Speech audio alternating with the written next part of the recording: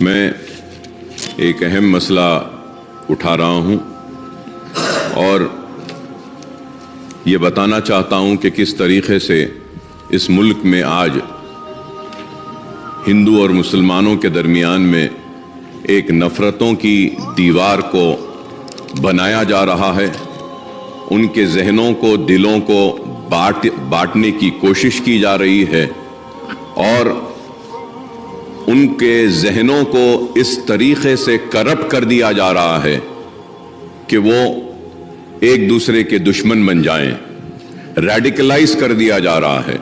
اور اسی ریڈیکلائزیشن کا ایک جیتی جاگتی مثال ہمارے سامنے حالیہ عرصے میں پیش آئی۔ ویسے تو ہم ملک میں کئی جگہ پر دیکھ رہے ہیں کہ کس طریقے سے کبھی لو جہاد کے نام پہ مسلمانوں کو مارا جا رہا ہے، کبھی گھر واپسی کے نام پر۔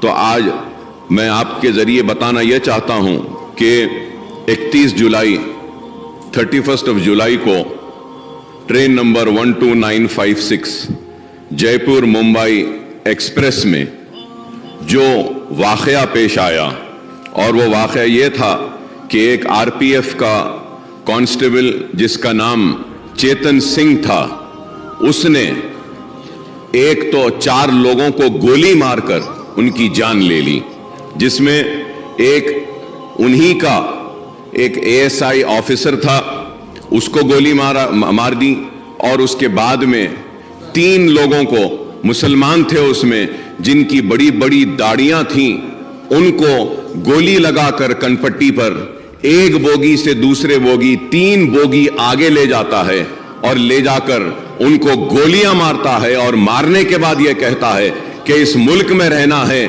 تو مودی اور یوگی کو ووٹ دینا پڑے گا۔ اور افسوس مودی اور یوگی کے ساتھ کہتا ہے کہ پھر ٹھاکرے کو ووٹ دینا ہے۔ تو مسلمانوں کے ساتھ اتنی نفرت کیوں؟ اور وہ لوگ جو آج نفرت کی بنیاد پر اقتدار کو حاصل کر رہے ہیں یا پھر آنے والے کل میں اقتدار کو حاصل کرنا چاہتے ہیں، یہ ملک کو تباہی و بربادی کی طرف لے جا رہے ہیں۔ اسپیکر صاحب، میں یہ کہنا چاہتا ہوں کہ ان 3 مسلمانوں میں ایک مسلمان شہر حیدرآباد سے تعلق رکھتا تھا، اور اس مسلمان کا نام تھا سیف الدین۔ وہ سیف الدین اجمیر کی درگاہ کو گیا تھا، وہاں پہ اس میں درگاہ میں زیارت کی، اور اپنے مالک ایک چھوٹے سے موبائل کی دکان میں کام کرتا ہے، اپنے مالک کے ساتھ اجمیر کو گیا، اور اس کا سیٹ، اس کا مالک اس کے ساتھ میں ہے، وہ غیر مسلم ہے۔ تو وہ پریشان ہو کر ان کی فیملی کو بولتا ہے کہ ہم بامبے پہنچ گئے ہیں، اتر گئے ہیں، لیکن یہ بچہ نہیں ہے۔ تو اس کے بعد جب آگے جا کر دیکھتے ہیں تو اس کو گولی مار دی گئی ہے، اور حد تو یہ ہے کہ ایک گولی ماری اور جب وہ نہیں مرتا ہے تو اور ایک گولی ماری گئی۔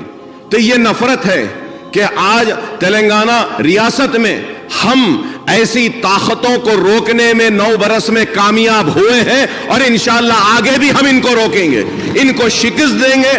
ہم ان کو بتائیں گے کہ تلنگانہ میں ہندو مسلمان آپس میں محبت کے ساتھ رہتا ہے، اور آج ملک کو کیا چاہیے؟ ملک کو ترقی چاہیے، ملک کو خوشحالی چاہیے، ملک کو بے روزگاری کا خاتمہ چاہیے۔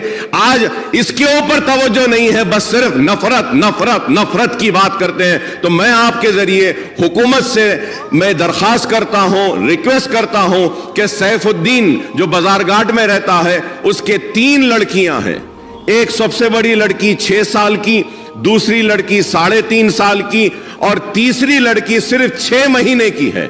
تو میں آپ کے ذریعے حکومت سے درخواست کروں گا کہ اس کی بیوی جو اس کی وائف انجم شاہین جو ہے، جو انٹرمیڈیٹ پاس ہے، اس کو ایک سرکاری نوکری اگر دیں گے آپ تو میں آپ کا ممنون و مشکور رہوں گا۔ اور اس کے ساتھ 2 بیڈ روم کا فلیٹ اگر ملک پیٹ میں یا چندرائن گٹے میں جہاں بن رہا ہے وہاں پہ ایک 2 بیڈ روم دیں گے، اور کچھ نہ کچھ امداد اگر ریاستی حکومت کی جانب سے ان 3 معصوم بچیوں کے لیے اور اس کی بیوی کے لیے اگر دی جائے گی تو ایک اچھا میسج جائے گا، اور ہم بتائیں گے کہ یہ اس ریاست میں ہم فرقہ پرستوں کو کبھی آگے بڑھنے نہیں دیں گے، ہم ان لوگوں کو آگے بڑھنے نہیں دیں گے جو نفرت کی بنیاد پر ہندو مسلمان کو بانٹنا چاہتے ہیں۔ تو میں آپ کے ذریعے حکومت سے درخواست کروں گا कि 2 बेडरूम का एक फ्लैट और उन बच्चियों को कुछ कंपनसेशन और सरकारी नौकरी देंगे तो हम काफी ममनून और मशकूर रहेंगे आपके, और इसको जरूर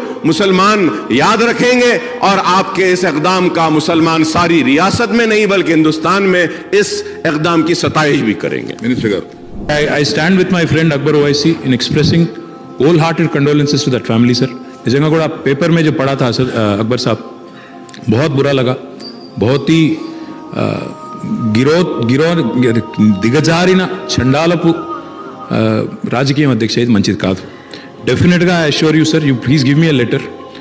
the lady who is now a widow అన్ఫॉर्चुनेटली we will ensure that an employment is provided immediately. मैं कल ऑर्डर में दे देता हूँ 100% गवर्नमेंट में, या तो GHMC, HMDA या QQSUDA, कहीं ना कहीं बच्ची को वहाँ पे इमीडिएटली रोजगार में दे देता हूँ.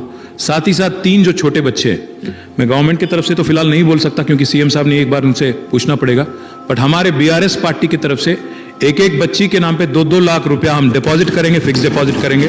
मैं उम्मीद करता हूँ मजलिस पार्टी भी आगे आएगी, आप भी कुछ देंगे, दोनों मिलके हम लोग उनको अच्छा सा अच्छा उनके फैमिली की हिफाजत के वास्ते, बच्चों की हिफाजत के वास्ते हम एक एक बच्चे के नाम पे 2-2 लाख रुपया डिपॉजिट करेंगे. आप भी कुछ करिए, फिर गवर्नमेंट की तरफ से भी कुछ करने की कोशिश भी बिल्कुल करेंगे. साथ ही साथ डबल बेडरूम आपने कहा, मैं इमीडिएटली कल ही ऑर्डर देता हूं, आप ही आइए, दोनों मिलकर उनको एक घर भी दिला देंगे.